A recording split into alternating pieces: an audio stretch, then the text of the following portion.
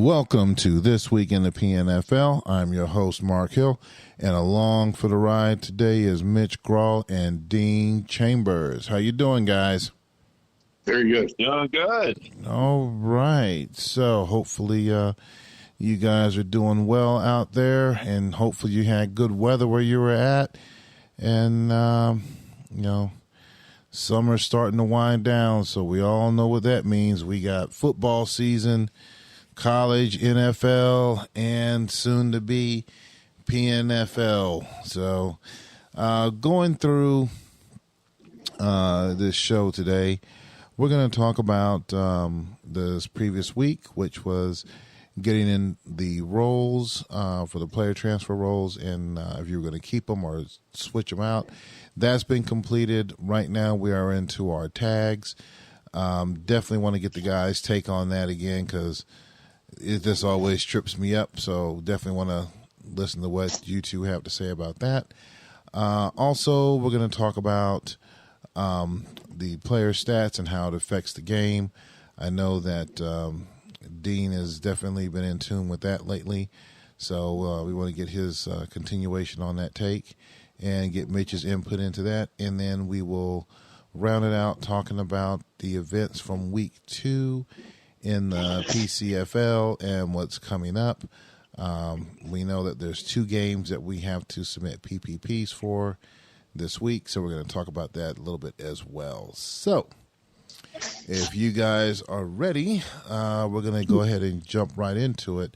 As I mentioned earlier, we had our player roles, and it was correct me, you guys, if a player is in their 7th, 8th, 9th, and 10th year, something like that, you have a chance of putting in your roles, or you could take the roles assigned for that one player and then transition it over to someone else in hopes of trying to keep them. So that was a very high-level discussion on that, or comments on that, but I'd rather go to the experts for more detailed information, and we're going to start this one off with Mitch.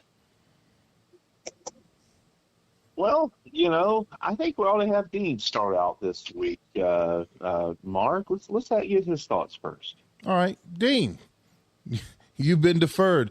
So let's talk about the player roles and your thoughts, views, philosophies, and how you think it turned out this week for the league. Yeah, Rich ran the physicals last week, and let me get those numbers in just a minute, as I made a post on the forum about this. And 62 players failed the physicals. That means they're playing their last season this year. Those players failed because they were the players that we transferred roles from in order to make other players that we wanted to pass more likely to pass. So when we transferred those roles from players, those players were auto fails. And I don't remember how many of those. I think it was almost like half of that 62. And then the others were the ones where Rich rolled the dice and the dice didn't come up the right way. So those players failed the physicals. It means they played their last season. This is going to be their last season coming up, correct? That's correct. Yeah, the 2046 is what we're playing this year. 2046, I believe. I thought it was 2045. Or maybe it's 2045. Yeah. This coming season. So there were 62 that failed. And I believe there was 104 that passed. Mm-hmm. And I was raising the question that, did we have enough fail given that we take on and we draft 126 new players? But as some people pointed out, not all the players that are drafted actually make teams ultimately long term. They might stay on a team 1 to 2 seasons and get replaced with better players. Some of the veteran players, get traded or may get, released into free agency or so on, or maybe the following season a team owner transfers roles from them and basically retires them out of the league files that way. So, we only fail 62 per season, some of those others that pass, don't play that much longer. So I guess it kind of somewhat balances out. Although I don't know what the magic number is that we should fail per season. 62 sounds like it's kind of low, but maybe it is about right. Mm-hmm. But I raised the question of whether or not the dice roll should be reduced a little, and maybe the ages in some of those positions should be, like the ones that automatically pass their physicals. Maybe that could be 1 year sooner that you start the rolls. I mean, anything like that. If league officers think that 62 players failing per season is not a high enough number, I don't know. And it also kind of gave way between this and the other forum discussion, which James raised a post after seeing what's going on, and we'll talk about that later, going on in the PCFL, whether or not the PNFL has gotten too far away from the original VPNFL ratings. Whether or not something closer to the original VPNFL ratings would be better for the PNFL and would lead to gameplay more like some of the things that we've been talking about that we are seeing in the PCFL. And one good thing, and I gave credit where credit is due to Mitch on this idea, because he was the one that raised the issue primarily, was that the size of the draft pools have been too large in the past, so that the draft pools have been too, whether or not you think some of the ratings should have been lowered or whatever, and a lot of that was determined by how Charlie created the draft pools and the rookies, and how many of these rookies have a certain number of flaws. He posted the draft pool last year, and he said a lot of the players had certain kind of flaws. But anyway, aside from that issue, which is totally separate, the draft pools have been too large. When 126 as you get drafted and you create a draft pool of 300, as Mitch has pointed out, it means that even the 5th, 6th, and 7th round players are coming from the middle of the top half of the draft pool, meaning that the lower round players just ended up cluttering the free agent pool and end up being perpetual free agents. So year after year after year of drafting from draft pools that were that large and that deep kind of inflated the ratings across the board, and it also made them more similar. Someone joins our league and they say, well, my roster looks like a bunch of cookie cutter players because my WR6 is almost as good as my WR1, and my LB5 is just as good as my LB2. Right. And that's part of the issue that we've been debating. So I can see that more so now than I had before, that it probably is a good idea that we create a draft pool, and that's kind of what I did in creating the size of the rookies in the PCFL. There's only just a little bit bigger than what we're actually going to need, as opposed to like double as much as we're going to need. Because if you look at the PCFL, if the pool of recruits was double what we need, that would mean the percentage of people that would be able to recruit 4- and 5-star players would be way too high, and we become a league that would be dominated by 4- and 5-star players as starters. Right. That'd be kind of realistic. That's kind of where the PNFL is right now. And I know Mitch has been saying that a lot, and I've been kind of arguing against it, but I'm realizing he was right. And I posted in the forum, I want to do an experiment. There was a utility that I used back in 2000 and 2001. It wasn't FP Edit and it wasn't FPS Edit. It was FP something around, so it was a league editor that someone else created. I don't remember who created it, but it allowed you to edit the league doing a global edit, not just the simple edits like increase speed by 3 points, lower agility by 1 point, but it allowed you to adjust all the ratings per skill rating, one of the 8 skill ratings at a time, on players by position, all the players, but you do it by position, of course, because if you look at the min-max table in the contract file, you would go according to that. But it allowed you to do it on a bell curve where, where the plurality of players would be kind of in the middle of the talent level, and then there would be a smaller number of players that would be worse and a smaller number of players that would get better. So it would kind of regulate the talent level kind of on a bell curve. So it would look kind of realistic. You would see that your WR1, that's the fastest player in the league right now, will still be the fastest player. when we did this in the league that I ran back in 2000, we had wide receivers like 95 speed, and we slowed that down. So I don't think 84 was the max. It might have been like 88. I'm not sure. We kind of did something that was closer to VPNFL ratings because the VPNFL was just getting started at the time. But when you do the global edit this way, the fastest receiver in the league will still be the fastest. So if you did that on the PNFL ratings, and where you look now, where like virtually all of our wide receivers are between 79 to 84, and let's say you wanted that range to go from, say, like 74 to 84, broaden it a little bit. You would do this edit, and the global edit would, the 84 receivers, some of them would be 84. Some of those guys that are 79 and 80, they would be dropped to like 74 and 75. And the ones in the middle would be kind of spread out throughout that rather than all clumped up in that 82, 83, 84 area where most of our wide receivers are. So it would create more ratings differentiation that we've been talking about. And if I can find that utility, I'll do that experiment on a spare copy of the PNFL files. Okay. And then upload those files, that anyone could download those files and just load their PPPs for their team and load scout PPPs or CPU stuff or whatever they want to load for another team and just run an exhibition game and see how it looks. And I think some of the things that we've been seeing in the PNFL, according to an experiment, you would see. And, the ratings were so badly out of whack in the league that I ran back then. We voted by about 2/3 vote of the coaches to do this, and I'm not suggesting we necessarily do that in the PNFL, although I've suggested in the past that was an option if someone had that utility. But the ratings are so out of whack. I mean, we had 87 speed defensive ends, and the game was like chuck and duck because your quarterback had 1 second to find a receiver and get sacked because our defensive ends were way too fast.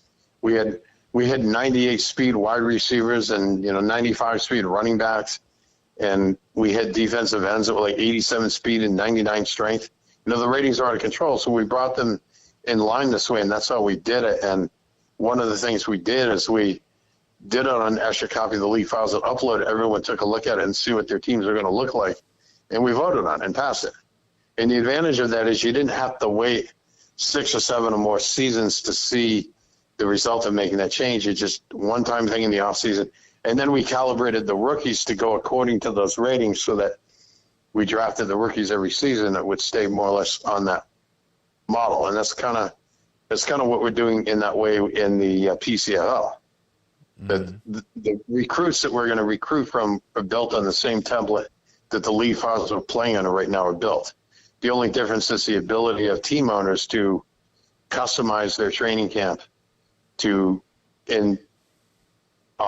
you see what I posted last night regarding this quarterback, Tim Couch, that was drafted, I think it was in 2000 or 1999, one of those two drafts in the PNFL that James had posted some quotes on it. And I did kind of like a training camp simulation of what he might look like. And then I went back and I actually found the ratings of how he was trained. You see whoever had him on their team during those years trained a little bit differently than I would have. You see where they focus more on some ratings, less than the other. And the other thing you notice that we did back then, which is part of the discussion here too, the players aged back then. So apparently the PNFL hadn't done anti-aging. So when he got up to like his 9th or 10th year, he was a backup. And a year later, he was dumped into the free agent pool because his skill ratings, his physical ratings, his intelligence and discipline stayed 94-86. They were higher back then. You could do 94-86, whereas now we're maxed out at 92-84. But his physical ratings, all 6 of the first 6 ratings, all declined because they aged. And when that happened, he went from a starter to backup to not even good enough to make a roster. And that's one way that players will kind of like retire out of teams as well too, because their skill rating will be behind those of rookie or younger players, and we'll cut players that don't make the roster like that. But we're kind of impeding that now by, and I know that's a discussion that's been up many times in the past, we're kind of impeding that with anti-aging.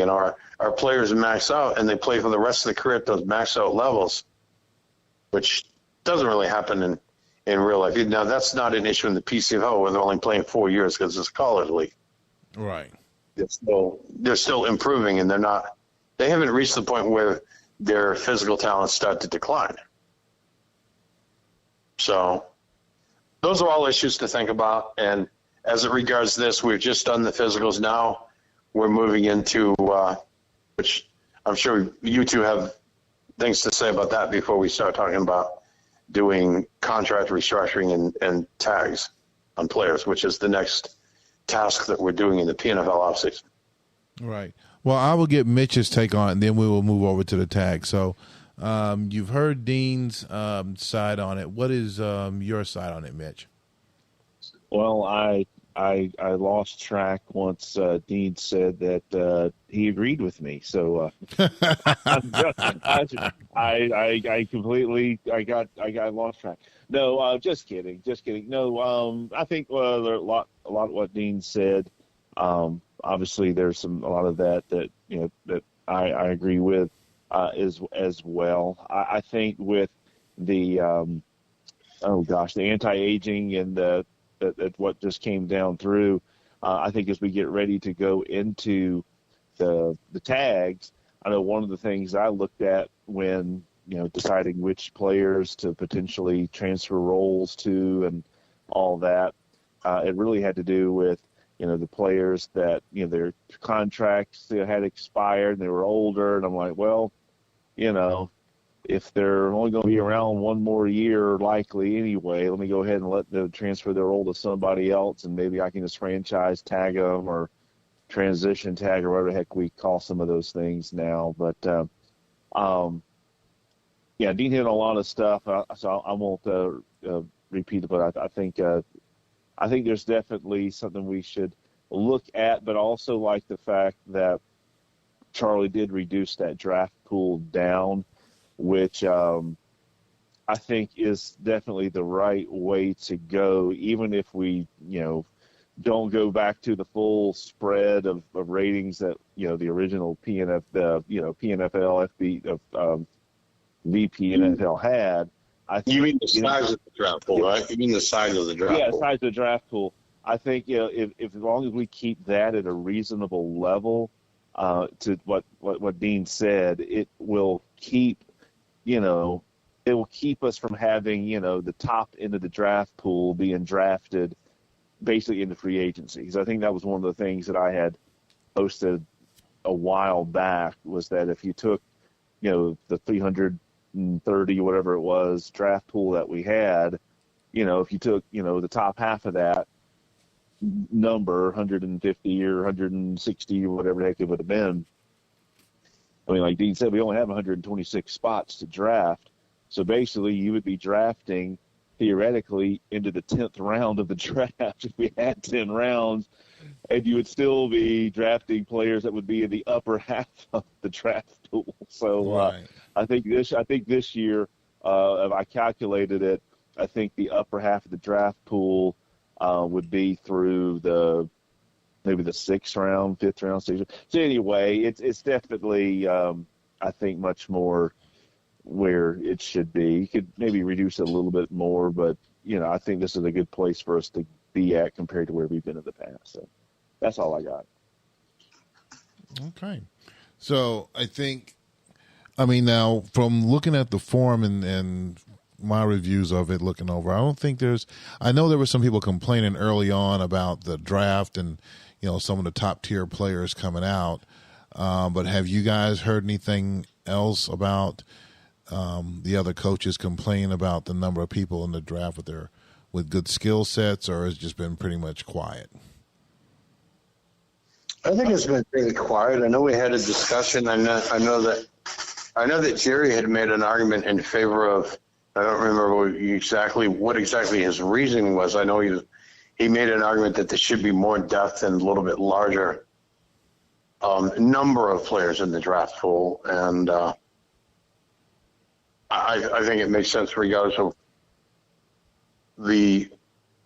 how much the quality of the players in the pool have changed. But the idea that we create about 300 rookies and only 126 of them are going to be drafted, does mean that the lower end of the lower half of the pool mostly gets dumped into free agency, and there's like a ready supply of players that are almost good enough to make rosters that are available, which, I said at times, and I found an old email when I was in a trade negotiation with Jerry back in 2018, the year 2018, when I was Pittsburgh. And I said, there's a glut of talent in the league. There's too much talent level overall of players in the league, and it's tougher to make trades because of that. So I think with these smaller draft pools, if some of those players in the bottom third of the draft pool that will get drafted in the 5th, 6th, or 7th round, or at least 6th or 7th, players that I would look at and say, oh, those guys are scrubs. Some of those are going to make the roster, which means not every roster is going to be totally, blue chip, quote unquote, kind of players. Right. So it is going to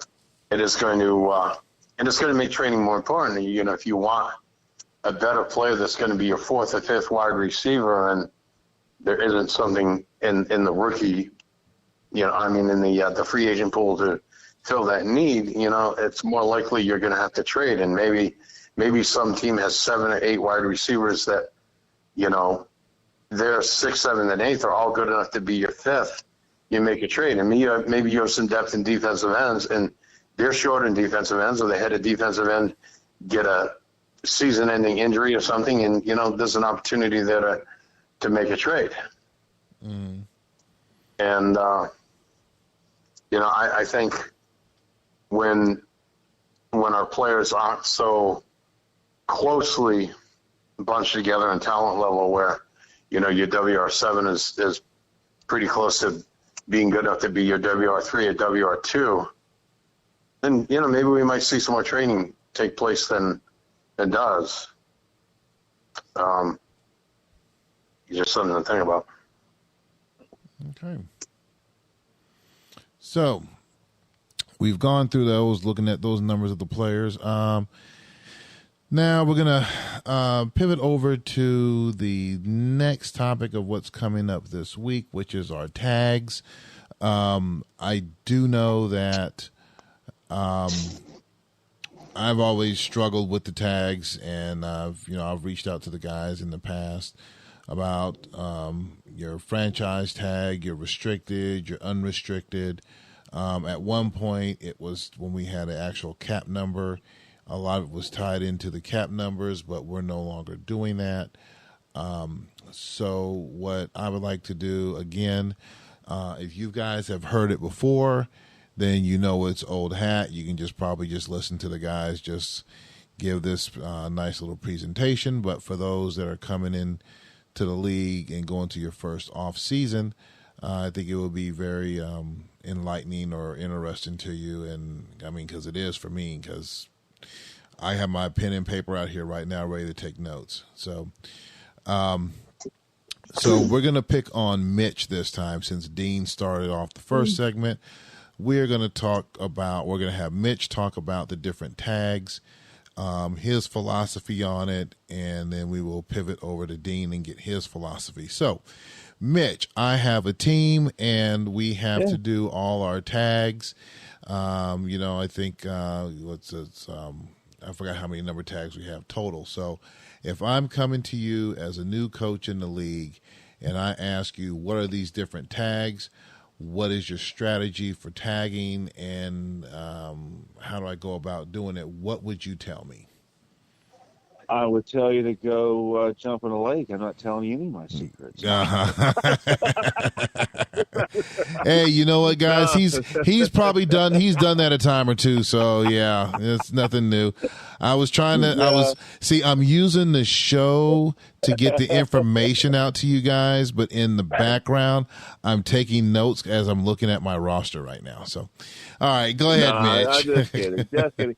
No, and I alluded to it some when I talked a little bit earlier, is that, when I was making my decisions on some of the people to, transfer dice rolls to and things like that, I was kind of putting in mind that, they would, obviously likely they're going to be retiring after the season. So those would be players that I would likely either do the franchise tag on because, it's a 1-year contract for someone that, is, it doesn't cost you any points. Or I might do maybe the transition tag on some players out there as well, thinking that, likely someone isn't going to want to bid on, you know, maybe someone won't bid on someone who's going to retire or whatever, since they'd have to put, points on it. But that's kind of how I'm looking at some of these things. The restricted tags, those are those ones for the players that are, with under, I think, 5 years or under an eligibility. And it's cool if you got someone who, is on the fence where, all right, I could cut them and try to sign them back. Or, I can maybe put on this restricted tag, because either way you'd end up having to probably compete with someone for the player if someone else is interested. It gives you that opportunity to hopefully keep a player around, but they have to be under 5 years of experience on it. But like I said, those are just a few of the things I think about when I'm looking at this. It's around the ones who have contract is over, but they're either retiring or super aging, so I really don't want to spend a lot of money on giving them a real contract. So I try to use the franchise or transition. And then on a couple of the players that I'm like, I really like to keep these guys, but I don't really want to spend a lot of money. Let me try. Let me see if I can, do the restricted. And if I have to get in the bidding war, I'll do it then versus, something else. But that's all I got, Mark. All right. So when you're looking at the transition tags now, those are the ones that's the one where basically you sign them, but they're open to anyone else, where they basically have to match what you have. And if I'm not mistaken, once you make your bid, you just sit back, or other teams will bid on the player. You just sit back and you wait. What was it?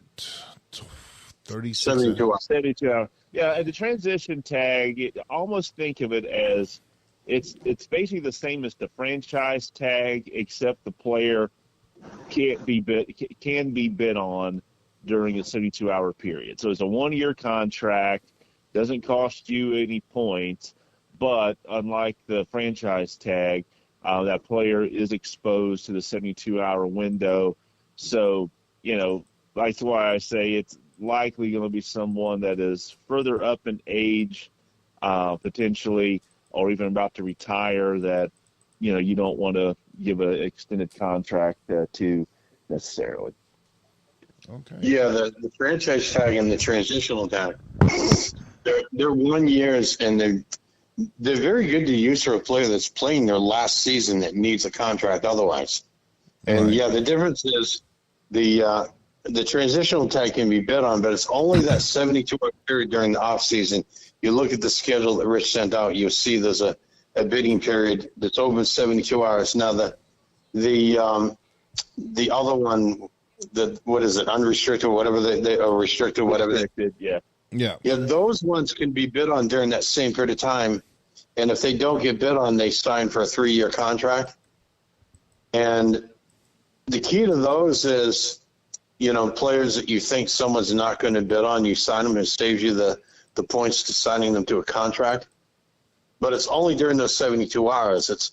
Even though the process works like bidding on a practice squad player, it's only during those 72 hours. So when that 72-hour period closes and those bids close, your players that are on transitional and restricted can no longer be bid on. They get those contracts. So the restricted players, that's a 3-year contract they end up getting that you don't have to pay points for. Yeah. Whereas your practice squad players can be bid on any time during the season. Okay. So it is the same process. Yeah. And just remember, with those restricted players, because it is a 3-year contract, the player has to have 5 years or less experience to qualify. Yeah, they have to be 1 through 5. And the other thing I'd point out is they're optional. Now, the franchise tag is a free 1-year contract you can put on someone, so it doesn't make any sense to not use it. The only reason why you wouldn't use the transitional tag is maybe you don't want to put it on a player that you want to risk having to match a bid and spend points in order to keep him. And then the same thing with the restricted tags. And this used to be one, now there's 2 of them. And, if you put those tags on players and they don't get bid on, you're getting free contracts that you don't have to spend points on them. On my team, I had a total of 6 of them. I used the 4 tags, so there are just 2 players left that I signed to 2-year contracts for 4 points, spending a total of 8 points on contracts. So using and this is why Rich says there are no players on a team that we want to sign that we don't have enough points to sign, because if you use all the tools, you rarely run out of points. Right. Okay. And I know some would disagree, and I've disagreed on other issues, and even sometimes admit I was wrong. But we probably could use to have fewer points and still sign most of our good players. We'll call that the Mox rule, Dean. Well, I'm advocating the anti-Mox rule, I guess. Now, why are you picking on the Mox? Don't be picking on our Canadian brother. I haven't looked exactly how he's managed against teams, so I'm not going to question that. Right. But I do know with some of the changes I made in my roster, and I'm going to have a few more next season, because I'm looking at next season, and I could have 8 to 10 players who need either a contract or a tag. But this year it was 6, and I spent 8 points on contract restructures, and I'm not going to sign a lot of free agents, because with my draft picks I'm at 61, 62 players. So, I may be signing. I think I have planned 1 free agent acquisition in that mix. So this season, and maybe I'll need him next season. This season I'm going to have some points, to that I don't need to spend. Okay. So I know some teams, and I'm not criticizing anyone, but I'm just pointing out, I know some teams, and I've raised this issue and I've advised people of this. I know some teams have looked at the roster, and even Rich has questioned that with some coaches saying, why are you signing all these players? They're not anything better than what you get, or you can let them go into free agent and just re-sign them in free agency for 1 point rather than giving them contracts. Because I know some teams will routinely spend all their points every season and, routinely go into training camp with 2, 3, 4, or 5 points left, because they sign a bunch of players to 1 season contracts with 2.5 points each. And that's an issue to raise here too. I had done that many seasons ago, and I realized I'm behind the 8 ball when I'm paying 2.5 points per season for players who are in contract, when it's 4 points for 2 seasons or even less for 3 or 4 seasons. I realized, and one season I just bit the bullet. I said, I'm going to sign the best of these players to 2-year deals of 4 points, and when my points are out, I'm letting the others go to free agency and just saving a few points to sign 1 point free agent. And my roster didn't decline at all. I didn't have to sign all those players back. And what it meant is all those players I signed to 2-year contracts, the following year, they're on contract for another season. Whereas if you keep doing a bunch of players to 2.5 points for a 1-year contract, the next season, they all have to be signed again. And you're just getting further and further behind the 8 ball in your points. And you never have enough points. And again, I don't know what the specific situation with Mox's team is. I haven't looked at it closely. But I've seen it in others' teams that I've looked at, and I've seen it when I've been in trade negotiations with teams that's on, and that it's almost like the equivalent of being in credit card debt, and your bills just keep mounting, and you never have enough money to pay your bills, and you have to default on accounts and doing that. And when you're spending your points every season on 1-year contracts at 2.5 points, that's kind of what you're doing. Right. Okay. You're kind of spending your team into points poverty, basically. That's one way of thinking about it. Never thought of it that way. but I'm sure there's, I don't know if I've done that or not. I might have, where you sign the players and just kind of basically kick the can down the road, but in the end, it comes back and bites you. That's basically. Think about it. If you spend 2.5 points on a somewhat marginal player, the depth kind of players that are on all our teams.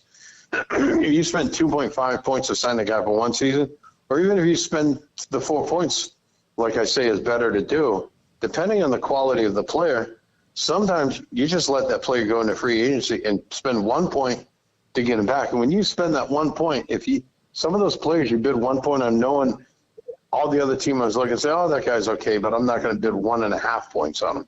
So people don't bid you up on that.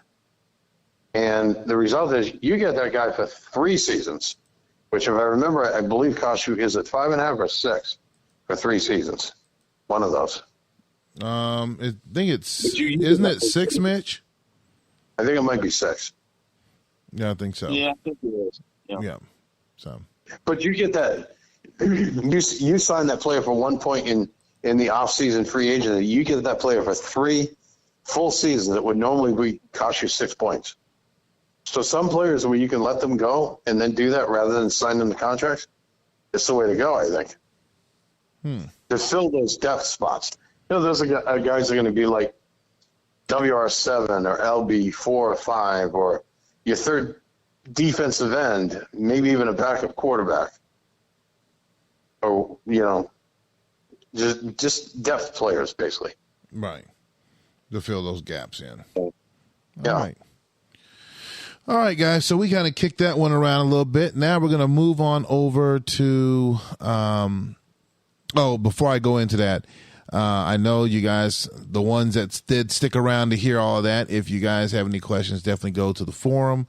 There's more information there, or just reach out to one of the coaches or to the commish or the assistant commission. They can definitely help you out and guide you the rest of the way on that. So I'm sure some of those guys know they'll be hearing from me pretty soon, as I always struggle with it. So next thing we're going to talk about is the PCFL.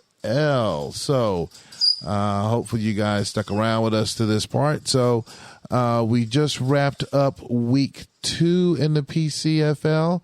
I don't know how you'd want to take it as far as teams starting to separate themselves. We do have Headless Horseman teams out there, so definitely be kind of interesting what you guys' take on this is.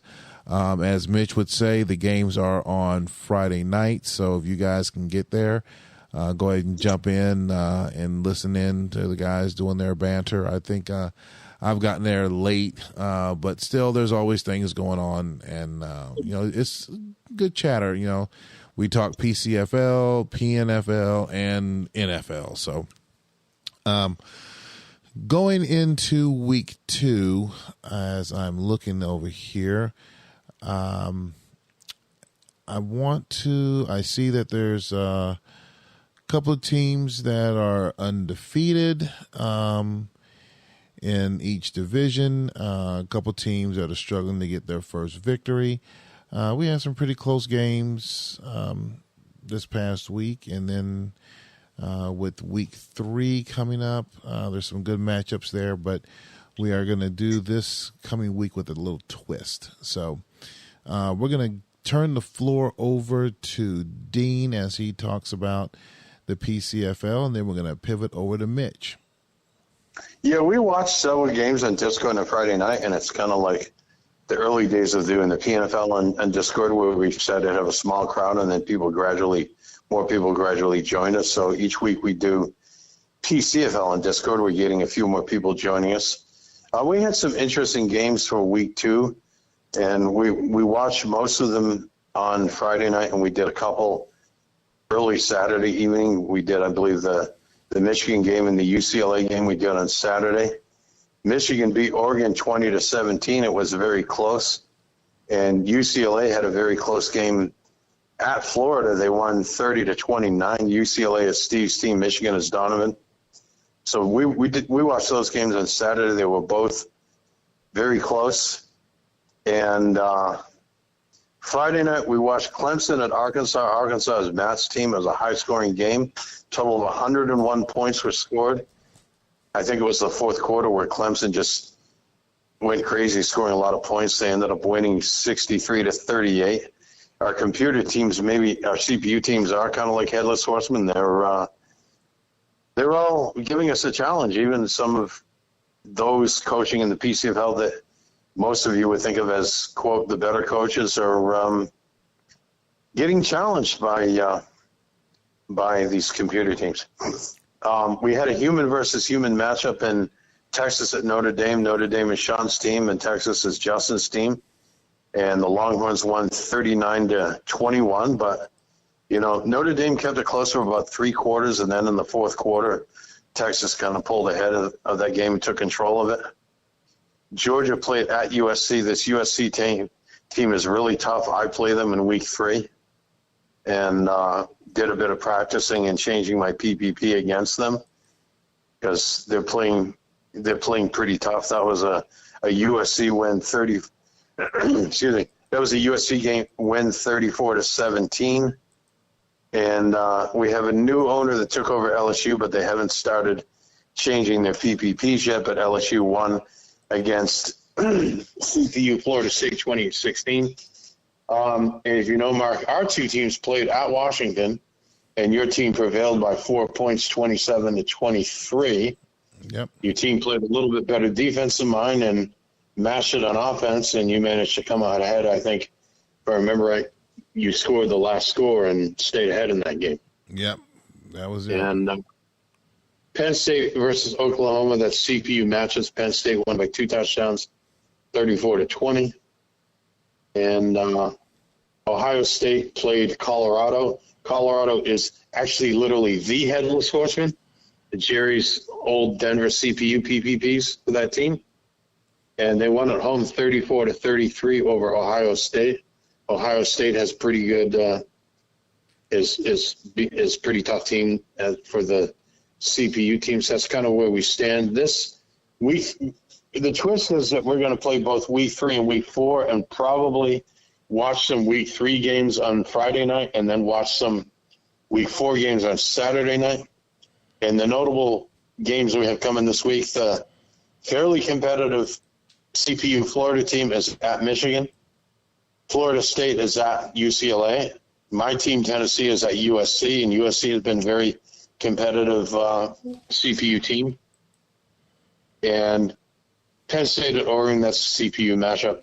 Arkansas is at Washington. That's between you and Matt. LSU, I don't know if the new guy is going to submit PPPs yet. I reached out to him. Is at Georgia. Notre Dame is playing CPU Oklahoma. The Headless Horseman Colorado is going to Texas to play Justin's team. And Ohio State at Clemson in a CPU matchup. So those are what we have upcoming week 3. And some of those games we will be joining on Discord to watch. Actually, 3 of those games are already played, and I won't say what happened in them. But we have minimum those 3 games to watch on Friday night. Okay. Nice. All right. Mitch, anything you want to add with the PCFL from what you've seen thus far, from the coach's standpoint? I mean, obviously, it's a little bit more laid back than the PNFL, but it's just starting out. It's in its first season. So what has, after 2 weeks, what's your opinions on it, I guess? Yeah, so far it's fun. Definitely fun to watch. I was telling the guys as we were watching the games last week, I think I'm going to actually have to put some extra effort or some more effort into my EPPs because I'm like 0-2 right now. So my defense can't stop anybody. But it's fun to watch. Definitely a lot more action on the field as regards to runs after the catch, broken tackles. Yeah, I agree with that one. I agree with that. You got more breakaways, in down the field, different things, a few more penalties, maybe a few more, folks who have to sit on the sidelines with a small injury, this, that, and the other. But It's a lot of fun to watch. I ain't gonna lie. It's a lot more action. You know, like I said, I just gotta, I guess, actually put a little more effort into the game planning, see if I can win a game or two. All right, guys. So I want to just add one more thing. Go ahead. We have 9 teams that are human coach right now. We have a new coach who I think is just getting up to speed, and you know, I reached out to him and offered to help him get up to speed. We have a PNFL coach, I won't name who it is, who is in discussion with me about joining and is interested, and I hope he will join. That will bring us up to 10 out of 18. So we'll have 8 CPU teams if that person joins. And I think we can continue to possibly, there may be a couple other people and this one notable person that I've been lobbying to take it, other than this one person I'm talking to, lobbying to take a PNFL team. I mean, a PCFL team that is in the PNFL. And then this new person that joined last week apparently has a friend that also wants to participate in leagues, and I don't know if that other person was on Charlie's waiting list or not, but that could be a possible new person. I don't know if it's going to happen, but I would like to see us up to 13 or 14 out of 18 coaches before we start the recruiting process before the second PCFL season, so that we have fewer CPU teams to actually manage in the recruiting process. It will make things go a bit more smoothly. Ideally, if all 18 teams had active human coaches and managers for them, so that we just have 18 team owners that are managing their own recruiting, that would be good. That would be wonderful. But the closest we get to that number of 18 and the fewer number of headless horsemen, quote unquote, teams that are, you know, teams that are having to be managed by someone in recruiting, the better. So, you know, if anyone, anyone that wants to get back into this game and either would think about joining the PNFL, but in the meantime can join the PCFL and run a team here, where at least they can focus on mostly coaching, other than, of course, the recruiting in between seasons and training camp, focus mostly on coaching and PVPs. You know, it might be good way to get started for someone who used to play the game years ago in leagues, and might be a good way to kind of get up to speed before having to take on the whole added part of participating in the PNFL, which is all the general manager duties on top of it, just trading and points and contracts and all of that other stuff that we don't do in the PCFL. So closer we can get to 18 teams humanly managed, independently managed, as we come into recruiting for season 2, the better. So we're getting closer. You know, we could be at 10 or 11 soon from the 9 where we are now. Okay. All right. So information is out there. So if you guys would definitely want to join the league, PCFL, definitely get out there and check out the site. The games we have are on Friday. Was it, Mitch, around 10 o'clock we start up? Yeah, usually around 10. Yeah, all Eastern. Right. Yeah, yep. Eastern. So 10 o'clock Eastern time. It's on the Discord. That's being played through the PNFL channel or the PCFL channel. I think we've done them on one of each, but I think last week was on the PNFL channel, correct? Yeah, we've been doing it on the PNFL channel. Yeah. All right. We switched to the PNFL channel. I don't know if the one I created for PCFL is not set up correctly in Discord. We couldn't, for whatever reason, get it to work, so we just ended up finding it easier to do it on the PNFL Watch Party channel. All right. So, guys, if you want to check the games out, go on Discord under the PNFL and then go to the Watch Party at 10 o'clock Eastern time on Fridays and just jump in there and, come check us out and see what we got cooking over there. So as we come to wrap up this show, going to go around the table one more time with Dean. Any final comments that you have? Yeah, I would just urge everyone to, if they haven't done so already, get their tags and contracts posted, because that as we get I think they'll probably do this Sunday as we get closer. Rich will send out the note saying, get your stuff in or I'll do it for you or whatever, as he usually does. So I'd suggest everyone proactively, jump on that and get it done. Where it's basically like one task a week, and Rich explained when he was on the show why it has to be one task a week, even though it doesn't take us long as individual team managers and owners to do that one thing per week. Is the amount of work that he has to do in managing the league files and actually processing all our stuff that requires a week. So, again, in the meantime, playing the PCFL in the meantime. That's why we're running this in the off season. Part of the reason why. All right. Mitch, any final words for you to take us home? No, I think we've hit on a lot of info tonight. So I think the only thing left to do now, Mark, is let's get it.